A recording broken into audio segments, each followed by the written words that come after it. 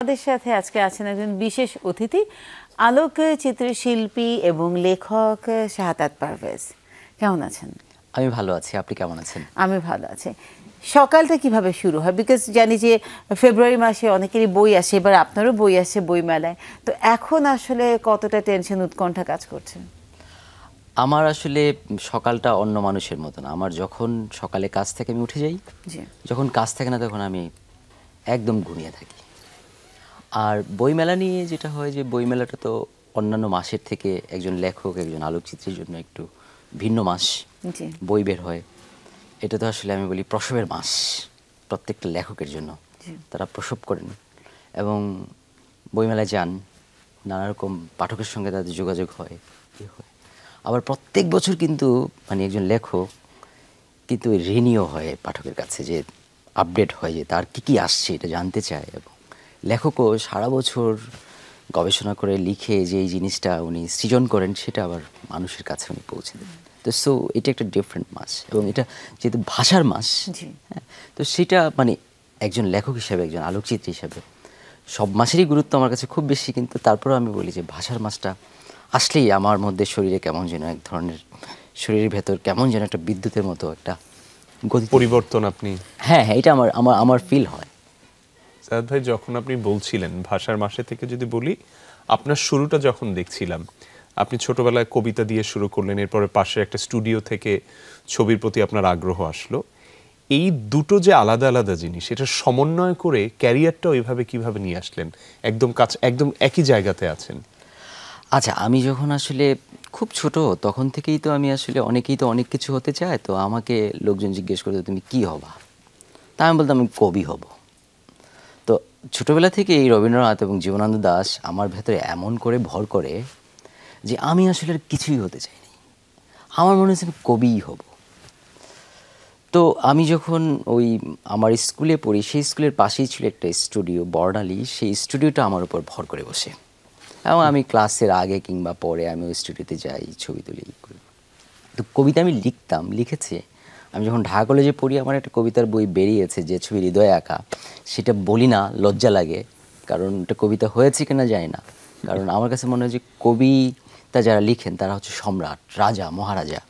তা আমার কাছে মনে হচ্ছে যে আমি তো রাজা মহারাজা সম্রাট না, আমার পক্ষে কবিতা লেখা খুব কঠিন। কারণ কবিতা হচ্ছে এমন একটা ব্যাপার যে সেটা আপনাকে একটা দুইটা শব্দে একটা লাইনে দুইটা বাক্যে আপনাকে বুঝাই দিতে হয় কবি। তো এটা কিন্তু খুব মুনশিয়ানা দরকার। তো আমার মনে হচ্ছে আমি তো এত মেধাবী না। তো তারপরে আমি মনে হচ্ছে আচ্ছা ঠিক আছে ছবি তুলি।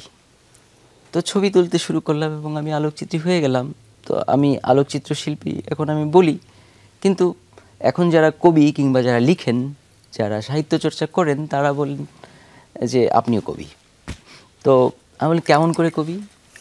বলে আপনার ছবি যখন কারো ভিতরে কাব্য তৈরি করে বা কারো মনোজগতে এক ধরনের ভাবনার মানে একটা মানে বিশাল জায়গা তৈরি করে, তাহলে সেটা তো কবিতাই। তো আমার মনে হয় যে আমি ছবি তুলি, ছবি দিয়ে মানুষের ভাবনার জগৎগুলোকে আমি আমার ভাবনাগুলোকে মানুষের মধ্যে ট্রান্সফার করতে চাই। মানে একটা ছবি দেখলে আমার ভেতরে যে প্রতিক্রিয়া হয় সেই বাস্তবতায় তো আমার কাছে ছবিটা হয়, সেই ভাবনাটা আমি আসলে আমার অডিয়েন্সের কাছে ট্রান্সফার করি, দ্যাটস ইট। সেখানে কিন্তু আসলে আমি আপনাকে যেটা বলেন তাদের সাথে একদমই সহমত, কারণ কবিতাও যেমন খুবই মানে অল্প শব্দে ছন্দে আসলে বিশাল বড় গল্প বলে, ঠিক একইভাবে একটা ছবি কিন্তু অনেক বড় একটা কাহিনী বলে, একটা ইতিহাস আসলে ধারণ করে, বহন করে। একদম এই জায়গাতে আমাদের ছবির ইতিহাস, আমাদের ভূখণ্ডের ছবিগুলো যে অন্যভাবে আসছে, এরকম লেখালেখি আমি খুব মনে পড়ে না, আমি কোথাও দেখেছি, নিশ্চয়ই আছে, কিন্তু আপনি এই বিষয়টা লেখেন, এই বিষয়টা নিয়ে আমরা জানি যে আপনার মানে বিষয়টা একটু অন্যরকম। এই জিনিসগুলো করতে নিশ্চয়ই আপনার অনেক ইতিহাসের অনেক কিছু জানতে হয়েছে। ওই কাজগুলো কিভাবে করেছেন গবেষণার পত্রে এবং একই সাথে বইতে, যেটা আপনার এই বইতে কি কি আছে? আচ্ছা, একটা জিনিস বলি যে আপনারা জানেন যে বাংলাদেশের ফটোগ্রাফির ইতিহাস কিংবা শিল্পকলার ইতিহাস সেভাবে মানে লেখা হয়নি। কেউ যে লিখেছেন এর আগে খুব বিস্তীর্ণভাবে সেটা আমার মনে হয়নি। আমি অনেককেই বলেছি, অনেক লেখককে বলেছি যে আপনারা ফটোগ্রাফির ইতিহাসটা লিখেন, কেউ খুব একটা আগ্রহ দেখায়নি। আর হয় কি, কে কষ্ট করে এত কঠিন কাজটা করে বলেন? মানে এটা হয় কি যে একটা গবেষণা মানে কি যে আপনার আত্মার সঙ্গে নিজেকে চাষবাস করা, এই খুঁড়ে খুঁড়ে খুঁড়ে খুঁড়ে ধরেন একদম অন্ধকারে টর্চ লাইট ফেলে ফেলে কিংবা একদম সাগরের মধ্যে আপনার সেচে সেচে অনেক গভীরে গিয়ে মুক্ত বের করার মতো একটা অবস্থা। তো যেহেতু ধরেন বাংলাদেশের ফটোগ্রাফি বা পূর্ব বাংলার ফটোগ্রাফির ইতিহাসে একদম লেখা নাই, তো যার ফলে আপনি কিন্তু কারোর উপর ভরসাও করতে পারছেন না। তো যার ফলে আপনি যেটা করছেন, আপনি নিজে পথ তৈরি করছেন, তারপরে সেই পথে হাঁটছেন এবং সেখান থেকে আপনি বের করে দিয়েছেন, সেটা খুব কঠিন। এবং দেখেন আমার মাঝে মাঝে মনে হয় যে এই যে আমি যে গবেষণা করি, যে কষ্ট করি, আমার চোখের উপর যে প্রেশার পড়ে, আমার মস্তিষ্কে যে প্রেশার পড়ে, আমি ভাবি আমি কেন করি, কিন্তু তারপর আমার মনে হয় যে আচ্ছা আমি যে কষ্টটা করলাম, অন্তত আমার পরের প্রজন্ম, আমাদের পরের ছেলে মেয়েগুলোর যেন এতটা কষ্ট করতে না হয়। সেই কারণে আমার মনে হয় যে মানুষের জন্মের তো একটা দায় থাকে, প্রত্যেকটা মানুষের জন্মের একটা দায় থাকে। আমি যেহেতু একজন আলোকচিত্রী, আমি আমার মানে আলোকচিত্র জীবনের দায়টা আসলে পরিশোধ করছি। সেই কারণে আমি আসলে আলোকচিত্র নিয়ে লিখি। এবং আলোকচিত্র নিয়ে লিখতে গিয়ে যেটা হয়, আমার কাছে মনে হয় যে যেই সমস্ত মানুষ এই বাংলার ফটোগ্রাফিকে একটা জায়গায় নিয়েছেন, মানুষের সামনে পরিচয় করে দিয়েছেন, এই শিল্প মাধ্যমে একটা জায়গা করেছেন, সে সমস্ত মানুষগুলোকে আমি একটা পিলার মনে করি এবং তাদের গুণগান গাই। এবং গুণগান গিয়ে যেটা আমি করি সেটা হচ্ছে যে এই মানুষগুলোকে আমি একটা পাটাতনের উপর দাঁড় করাচ্ছি। তো তার ফলে হয় কি, এই সমস্ত যে ফটোগ্রাফার যারা এই ফটোগ্রাফির ধ্যানস্থ ছিলেন, তাদেরকে দাঁড় করালে হয় কি যে বাংলাদেশের ফটোগ্রাফির একটা কি বলে একটা পাটাতনের উপর একটা অবয়ব তৈরি হলো, স্ট্রাকচার তৈরি হলো। তো আমার এই স্ট্রাকচার পূর্ণাঙ্গ আমি সেটা বলছি না, কিন্তু এই স্ট্রাকচারের উপর ভর করে একদিন এই বাংলায় ফটোগ্রাফির একটা পূর্ণাঙ্গ ইমারত নির্মিত হবে, এটা আমি বিশ্বাস করি। ঠিক আছে, তো সেই কারণে আমি এটা করি। আর এই বছর আমার যে 2টা বই বেরোচ্ছে, তার একটার নাম হচ্ছে আলোকচিত্র পুরাণ, এটা বের করছে কথা প্রকাশ, বেরোচ্ছে এই 2 দিন পরে 21 ফেব্রুয়ারি আন্তর্জাতিক মাতৃভাষা দিবসের দিনে। আরেকটা বেরোচ্ছে কনকলতা, একটা উপন্যাস। কনকলতাটা হচ্ছে আজ থেকে 140 বছর আগে শিল্প পুষ্পাঞ্জলি পত্রিকায় আলোকচিত্র শিল্পী এবং শিল্পশাস্ত্রজ্ঞ শরৎচন্দ্রদেব এই উপন্যাসটা লিখেছিলেন। এবং শিল্প পুষ্পাঞ্জলি হচ্ছে ভারতীয় উপমহাদেশের প্রথম শিল্প বিষয়ক পত্রিকা, সেখানে উনি উপন্যাসটা লিখেছিলেন। যেহেতু এই উপন্যাসটা ওনার জীবদ্দশায় বের হয়নি এবং শিল্প পুষ্পাঞ্জলি 1 বছরের মধ্যে বন্ধ হয়ে যায়, যার ফলে এই 140 বছর এই উপন্যাসটা একদম পাঠকের নজরের বাইরে ছিল, আড়ালে ছিল। এই 140 বছর আড়ালে থাকা উপন্যাসটাকে আমি নতুন করে আমি নিয়ে আসছি, এটা করছে পাঠক সমাবেশ। আর আলোকচিত্র পুরাণ যেটা, সেটা হচ্ছে বাংলা সাহিত্যের যখন যৌবনকাল, যখন বাংলা সাহিত্যের জাগরণ চলছে, তখন ফটোগ্রাফি আসলে শিল্প মাধ্যমে একেবারে হামাগুড়ি দিচ্ছে। এটা একেবারেই নবতর মাধ্যম। এই নবতর মাধ্যমটাকে মানে মানুষের সামনে পরিচয় করিয়ে দেওয়ার জন্য ধরেন খুবই নিবিষ্ট ছিলেন কয়েকজন মানে ফটোগ্রাফির ধ্যানমগ্ন মানুষ। তো আমি 1885 থেকে শুরু করে দেশভাগ পর্যন্ত এই যে 60 বছরের যে জার্নি, সে সময়ে মানে পত্রপত্রিকায় কিংবা সাময়িক পত্রে যে সমস্ত আলোকচিত্র নিয়ে প্রবন্ধগুলো ছাপা হয়েছে, সেগুলোকে আমি আদি প্রবন্ধ বলি। সেগুলো আমি খুঁজে বের করেছি। ধরেন আজ থেকে 140 বছর আগে প্রথম যিনি ফটোগ্রাফির প্রবন্ধটা লিখেন, ওনার নাম অমৃতলাল বন্দ্যোপাধ্যায়। উনি শিল্প পুষ্পাঞ্জলির সম্পাদক।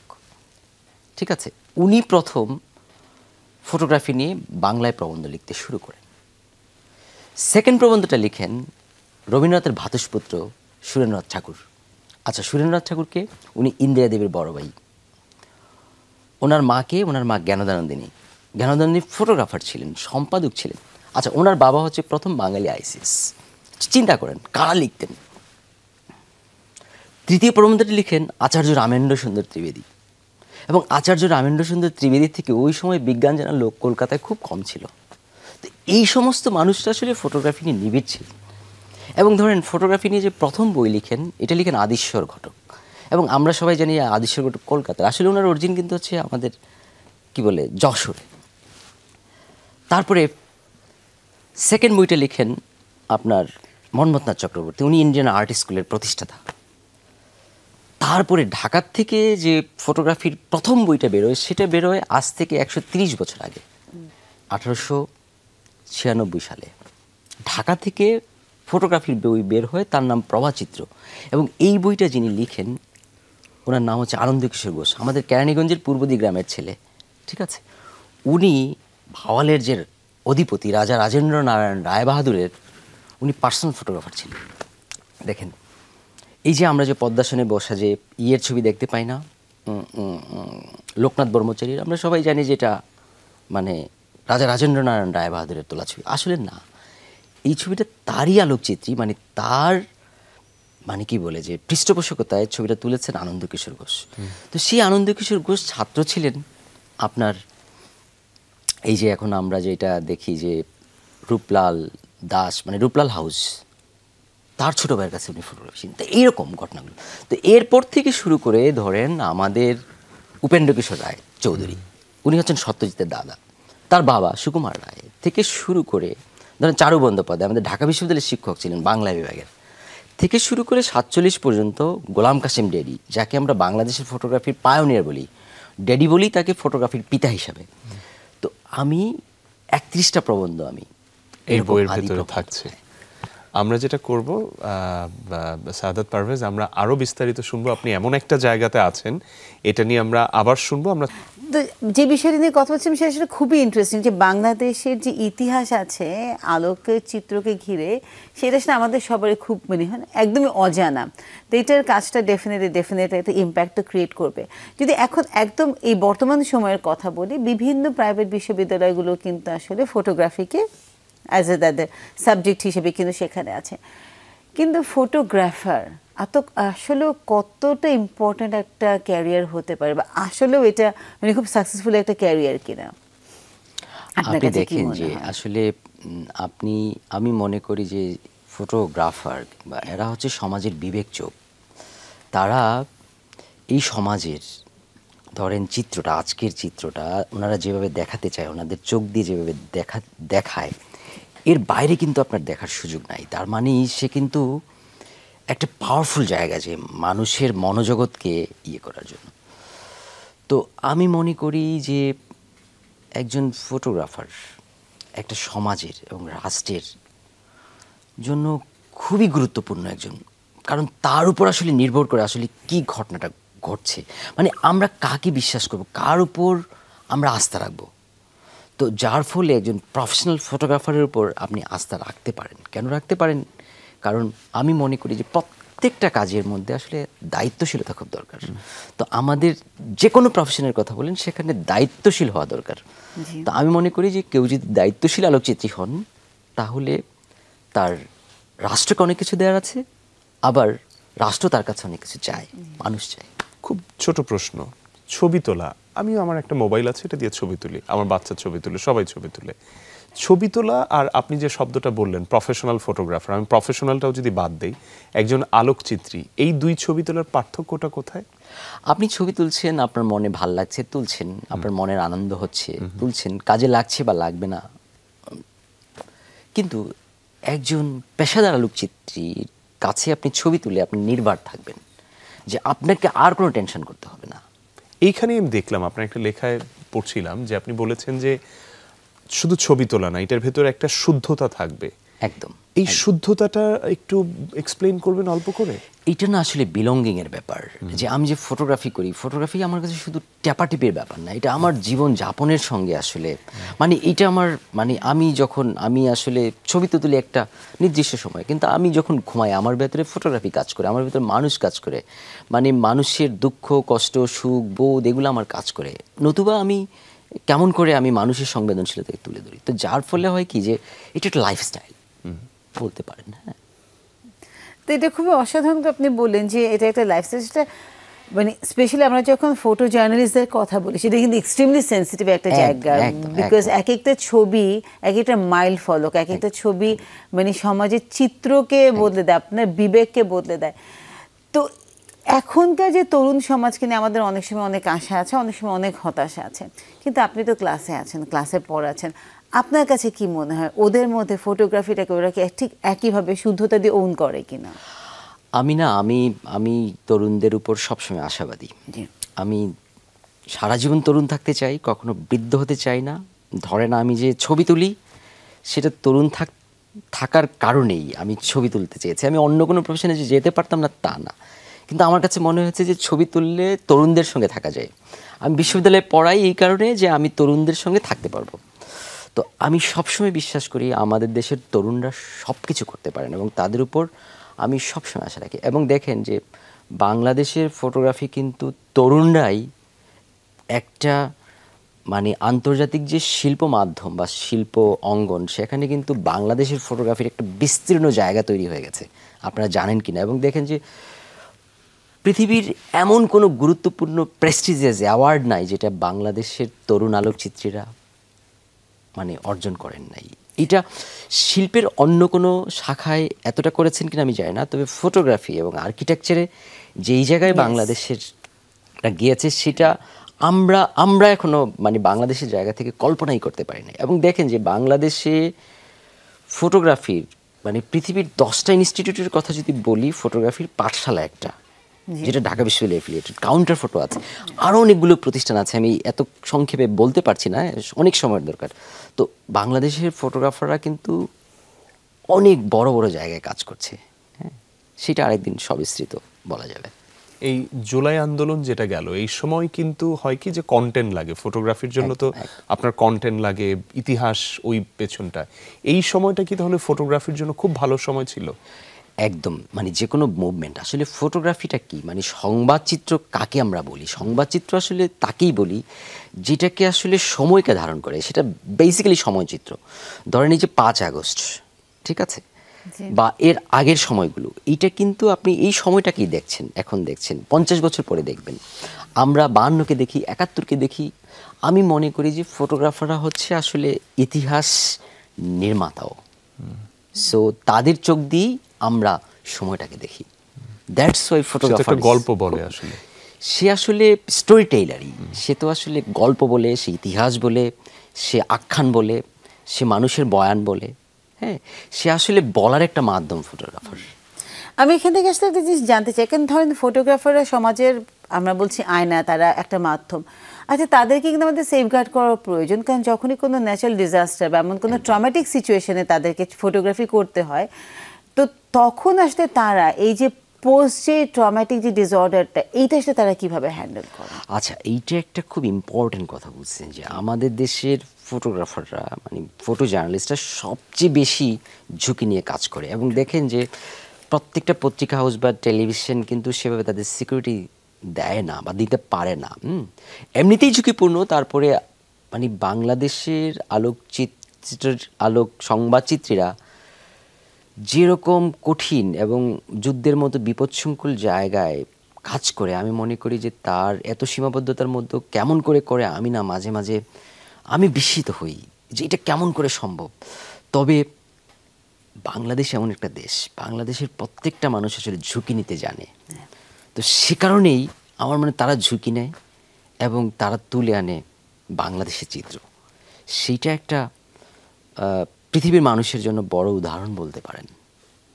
নিশ্চয়ই। সাদত পারভেজ, আমরা যেহেতু অনুষ্ঠানের এটা শেষ অংশ, কিছুটা শেষের দিকেও আছি, আমরা যদি ধরেন যারা ইয়াং ফটোগ্রাফার কিংবা ফটোগ্রাফির ব্যাপারে আগ্রহী আসতে চায়, আপনি যেহেতু এই বিষয়ে পড়ান, অনেক বছরের কাজের অভিজ্ঞতা, ওই জায়গাতে আমি যদি খুব অল্পের ভেতরে আপনার লেসনটা বলি, আপনি যদি জাস্ট কয়েকটা বাক্যে আপনার লেসনটা বলেন যে এটা তাদের জন্য মানে তাদের জন্য এটা পাথেয় হয়ে থাকতে পারে। আমি মনে করি কি যে ফটোগ্রাফি হচ্ছে ধ্যানমগ্নতা। কেউ যদি মনে করে যে আমি এই কাজটা গুরুত্বের সঙ্গে করব, তার জন্য ফটোগ্রাফিতে আসা উচিত। কারো যদি মনে হয় যে না আমি আসলে এটা তো আসলে এক ধরনের আত্মার সঙ্গে সংযোগ করা, তো সেটার জন্য আসলে অনেক অভিনিবেশ দরকার। কারো যদি মনে হয় যে এই শক্তিটুকু আছে, তাহলে উচিত ফটোগ্রাফিতে আসা। আর ফটোগ্রাফিতে আসার আরেকটা জিনিস আমি বলবো যে একজন চিত্রশিল্পীর সঙ্গে একজন আলোকচিত্রীর যে ফান্ডামেন্টাল ডিফারেন্স, চিত্রশিল্পী চাইলে এখানে বসে বসে ছবি আঁকতে পারেন, কিন্তু ফটোগ্রাফারকে ঘটনাস্থলে যেতে হয়, সে কারণে তার শারীরিক সক্ষমতাটা খুব দরকার। কেউ যদি মনে করেন যে আমার শারীরিক ওই সক্ষমতাটুকু আছে, তাহলে উচিত তার আলোকচিত্রে আসা। এই হচ্ছে আমার। আর নারী ফটোগ্রাফারদের জন্য কি বলবেন? যদি এইভাবে টার্ম করাটাই আমার কাছে মনে হয় যে এখনকার সময় যে না, একদম না। কারণ আপনি দেখেন যে আমি বাংলাদেশের যে প্রথম পেশাদার নারী আলোকচিত্রী সাইদা খানমকে নিয়ে গত বছর আমার একটা বই বেরিয়েছে, একজন সাইদা খানম, পাঠক সমাবেশ বের করেছে, এবং সেই বইটা পাঠক সমাবেশের গত বছর সিগনেচার বুক ছিল। এবং আমি মনে করেছি যে এই একজন সাইদা খানম একজন নারী, একজন আলোকচিত্রী, যিনি ধরেন একটা তমসাকে, একটা অন্ধকারকে দূর করার জন্য উনি ক্যামেরা হাতে নিয়েছেন সেই 50-এর দশকে। তো তার বই কে পড়বে? কিন্তু আমি খুব বিস্মিত গত বছর এই বইটা শুধু পাঠক সমাবেশের সিগনেচার বুক না, আমি যখন দেখি যে একজন নারীর, একজন আলোকচিত্রীর বইমেলার থেকে লাইন ধরে ধরে কিনে, তখন মনে হয় কি যে আমাদের নারীদেরকে জানার জন্য মানুষ কিন্তু এখন আর পিছায় নাই। ঠিক আছে? তো বাংলাদেশের নারীরাও কিন্তু ফটোগ্রাফিতে আসছে। হ্যাঁ, এখন সেভাবে হয়তো আসছে না, নারীদেরকে আমরা সেভাবে জায়গাও করে দিচ্ছি না, সেটা আমাদের নিরাপত্তার একটা বিষয় কিন্তু আছে। কিন্তু আমার মনে হয় যে নারীদের ফটোগ্রাফিতে আরেকটু বেশি আসা উচিত। নিশ্চয়ই বেশি আসা উচিত, এবং আপনি যেভাবে কন্ট্রিবিউট করছেন আমরা চাই আরো অনেকে আসুক। এই জায়গাটা, বিশেষ করে ইতিহাসের এই জায়গাটা যেন আরো, আপনি বলেছেন একটা পরিপূর্ণ কাঠামোর উপর দাঁড়াবে, সেটাও যেন আমরা দেখতে পাই বই পুস্তকে। নিশ্চয়ই আপনার জন্য অনেক শুভকামনা। সাদাত পারভেজ, আপনাকে অনেক ধন্যবাদ, আপনি সকালবেলা স্টুডিওতে এসে আমাদের সময় দিয়েছেন। আপনাকেও ধন্যবাদ। এত সুন্দর একটা মিষ্টি সকাল কাটলো আপনাদের দুজনের সঙ্গে, এবং অনেক তথ্যবহুল সকাল কাটলো আমাদের জন্য। My pleasure. তো দর্শক, যেভাবে আসলে সাদাত পারভেজ চাচ্ছেন যে অবয়বটা দাঁড়াক, আসলে আমরাও চাই বাংলার চলচ্চিত্র মানে আলোকচিত্রের অবয়বটা তৈরি হোক, এবং আমাদের নতুন প্রজন্ম, আমাদের পরবর্তী প্রজন্ম যেন সেইটাকে সামনে এগিয়ে নিয়ে যেতে পারে। এবং এই অবয়ব যেটা, সেটা আমরাই তৈরি করব, আপনি আমি, কেউ না কেউ আসলে এই জায়গাটাতে আসলে কাজ করলেই সেই অবয়বটা তৈরি হবে। সেরকম একটা অবয়বের প্রত্যাশায় শেষ করছি আজকের সকালে বাংলাদেশ। সবার আজকের দিনটি অনেক সুন্দর হোক। আবারও শুভ সকাল। Thank you.